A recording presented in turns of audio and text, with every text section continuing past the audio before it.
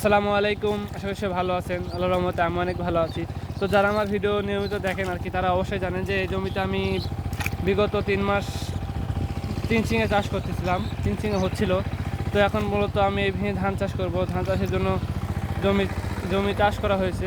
তো এখানে আমি ধান চাষ করবো। এখানে মোট জমি হচ্ছে 2 বিঘা 7 কাঠা মাটি দেখতে পাচ্ছেন। আর হচ্ছে যে এই এতখানিতে 12-13 কাঠা মাটিতে আমি মূলত চিংচিঙে চাষ করছিলাম, আর এই বাদবাকিগুলোতে ভুট্টা। তো আলহামদুলিল্লাহ আমার জমি চাষ সম্পূর্ণ হয়েছে। এই যে চাষ দেখতে পাচ্ছেন, জমি চাষ করা হচ্ছে। এই চাষি জমির শেষ চাষ। এরপর আর কি মূলত জমিতে মই প্রদান করা হবে। আর কালকে কামরা ঠিক করা হয়েছে ধান লাগানোর জন্য। দেখতে পাচ্ছেন ওইখানে আমার বিছন। তো কালকের দিনের ভিতরে হয়তো আমার ধান লাগানো শেষ হয়ে যাবে। সবাই আমার জন্য দোয়া করবেন, আমি যেন খুব তাড়াতাড়ি ধান লাগানো শেষ করতে পারি। তো এই বলে আজকে ভিডিও শেষ করছি। আসসালামু আলাইকুম ওয়া রাহমাতুল্লাহি ওয়া বারাকাতুহু।